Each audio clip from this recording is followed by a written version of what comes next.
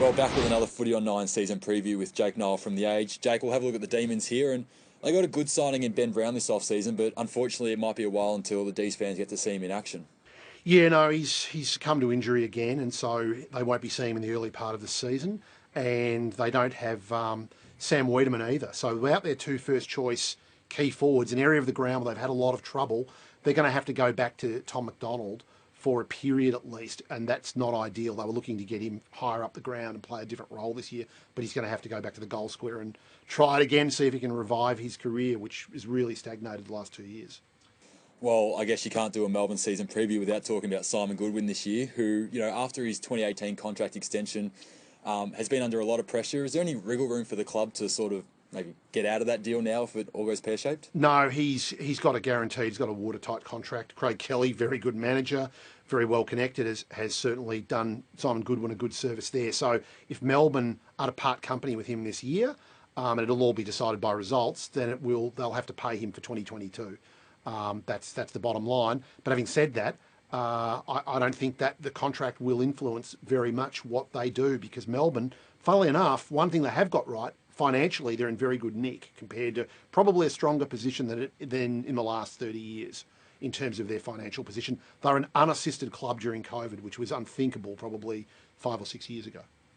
In recent years, they've really recruited for needs. A couple of years ago, they got Ed Langdon, and this year they got Ben Brown. Does that make Goodwin's job a bit more under the microscope, given they've given him the tools that the club needs? Yeah, I think that they have, and I think it's very much a now situation. They're not. They probably overachieved in 2018. They did come in the bottom part of the 8 and 1-2 finals. It gave a slightly misleading picture of where Melbourne were at. But they've recruited very much to fill the holes that they've had.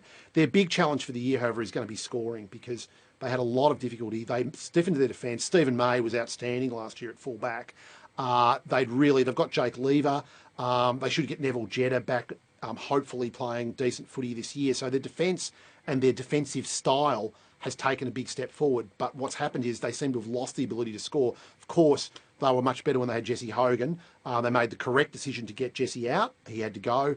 But they have not recovered really with Hogan. That Hogan-McDonald forward line has collapsed. They don't have Hogan, and they haven't really. They've relied very, very heavily on Christian Petracca, who has the potential to be in the top 4 or 5 players in the competition, and he was close to that last year. You can argue in performance he was, but he can certainly be one of the absolute cream of the comp, right up there with Dusty, Patrick Dangerfield, and Nat Fyfe. Well, Petracca is a part of a midfield which, on paper, could match it with some of the best in the league, with Jack Viney, Clayton Oliver, Brayshaw, and Max Gawn giving them first service. Yeah, there's been a bit of a problem though. A lot of the Melbourne midfielders have been players who see ball, get ball, and they need to change to be more sort of selfless, I suppose, and maybe to worry less about the stats and more about the collective. If you look at Richmond are a model for so many other clubs.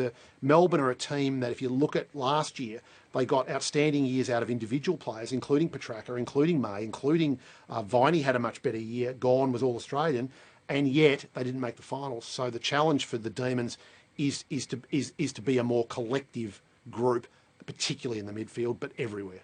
There's a lot of hype around Luke Jackson, who was a high draft pick last year. What do you see his role looking like this year? I think he'll play in the forward line, and he'll play. I gather that's what they'll do. They'll play him forward and back up ruck. I think he's a natural follower, more in the mould of a Brodie Grundy type, running around the ground getting the ball. But of course, he's going to be behind Max Gawn for a while yet. So he'll develop. That'll give them a very potent combination. It'll be interesting to see whether they can do what St Kilda did with Patrick Ryder and Rowan Marshall. Now, a lot of clubs don't believe in 2 ruckmen. If Melbourne can get it going, bearing in mind that Luke Jackson's maybe not a classical tap ruckman, but a really good runner, a great athlete, and a guy who'll hopefully be able to take a catch, that might give them a complete point of difference to other teams. Well, we'll jump on to the predictions now, Jake. Who do you see as the big improver at Melbourne? I think it'll be Cozzy Pickett. He's a young player with a lot of talent. A small forward that's got those skills. He can kick a goal. He can do something quite brilliant. He's got a turn of speed. Very exciting. I see him as a player that will play virtually every game and will have a scoreboard impact on the club. And they need him to do it too. And I think we've got a pretty good idea of who the pressure's on this year. Is it Simon Goodwin? Absolutely. I mean, there's probably no coach in the competition. You can argue about some of the others, such as Nathan Buckley and Leon Cameron, and even one or two others. But I think that the pressure this year is firmly on Simon Goodwin. If they don't make finals, I'd suggest he won't be there next year unless he has very extenuating circumstances. Where do you think they'll finish this year? I've got them probably just outside the 8. They're more than capable of making it, but their band is between sort of pretty narrow, between about 7 and about 11. They're a 7-11 team, is how I'd put them.